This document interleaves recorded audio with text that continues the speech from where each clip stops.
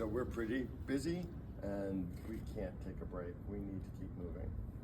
How did you rebuild after the last crash, and how do you see yourselves rebuilding after this? You rebuild over time. It's too soon to say, but obviously we have a hole in our coaching staff, a giant hole left by Vadim and Evgenia. I'm not quite sure how we're going to fill that.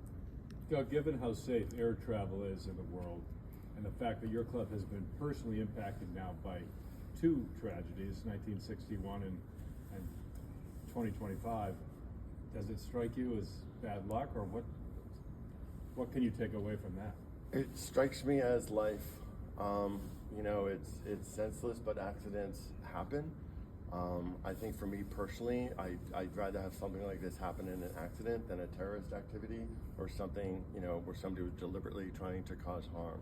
It somehow makes it easier to accept that it was an accident. How do you think the club will remember the victims in the coming days? Well, I don't think we're ever going to forget them. That is certain. How we commemorate them here, we haven't gotten to that point to discuss, but we certainly will. Just definitely very important and well-loved members of our community. What went through your mind as you processed the initial information about the crash? What went through my mind? It was, the biggest thing was, how can we get accurate information? At one point, we thought we had 12 skaters that were on, 12 skaters and their families. Then it was 8 to 10. And now, I mean, it sounds crazy to be relieved. Oh my gosh, it's only 6. But in some ways, I am relieved it's only 6. But it's a devastating 6. I was wondering if you could, I know we spent time talking about the two skaters, but had you ever run into Molly? Had you ever run into Jen and kind of just talk about a little bit about them as well? Yes, definitely. In Wichita, spent time with them.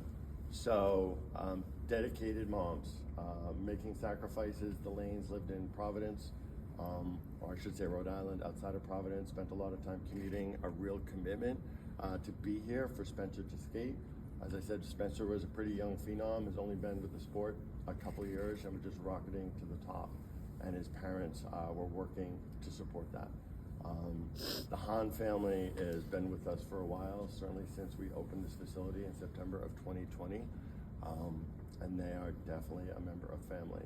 And I would say Jin, one of the most wonderful, pleasant, polite, smiling, just fantastic member of the club. Never a discouraging word, always appreciative, always supportive of not just Gina, her daughter, but every athlete. Just role model parents in youth sport, and you don't always get that, right? And I will say our kids compete hard on the ice against each other, but when they step off the ice, it's a pretty tight-knit group. The parents as well. Were these kids also from Norwood or in the area? Max was from Norwood. I forget the town where Gina and her mom live, nearby. And Spencer? Spencer was Rhode Island. Do they practice so much? Are they able to go to high school, or do they end up doing some other? They do a mix of high school and homeschool. I believe Gina was homeschooled, and I believe Spencer was in school. Thank you very much. Other questions? Thank you so much. What else should we know about this incident? I don't know what to say to that. Information is still breaking.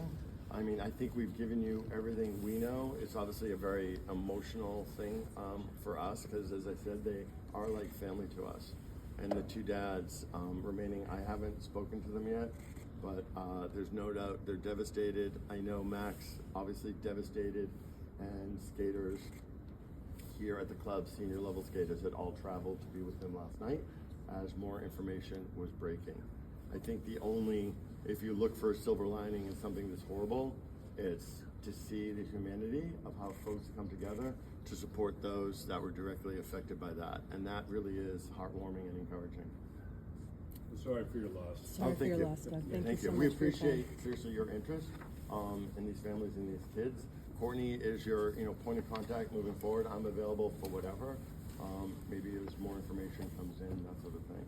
Evgenia and Vadim, I assume you must have spoken to them many times. Oh gosh, yes. Do you have any memory that really sticks out of the two of them, or something about them? Vadim, I would describe as an old school coach. I grew up in the St. Petersburg, Russia School of Skating, which produced many, many champions. I think he was a good role model for our kids here. Loved young kids, but he was also a firm disciplinarian, and not in a punishment way by any means, but in boundaries and training, and he made the kids keep to the proper standards. Very much in a Russian method, which, you know, Russian method can be argued produces more champions because it is so strict. Great folks, great sense of humor. Evgenia, if you don't know, pair skaters, the women in a pair team are incredibly tough. They have to look, you know, like they're making it easy. They're getting chucked through the air, they're getting tossed up in the air, and their job is to land on one foot, make it look easy, always be pretty, but they are tough. And Evgenia was incredibly resilient, and I think just a fabulous addition to this community. You couldn't see Evgenia and not just break into a smile. Have they known each other since they were children? I think so, yes, training together, but I think their romance came later in life. How did they end up here, and why did they end up here? They were in a training camp in Connecticut, and we sought them out to build the coaching in our own program. That was a deliberate move, so we sort of stole them from Connecticut. How tough was it to convince them to move here? It wasn't impossible, but you know, we made it work for them. We made it work for them, and they've just, no regrets. I'm just going to miss them terribly. Thank you for your time. Thank you. Thank you, everybody.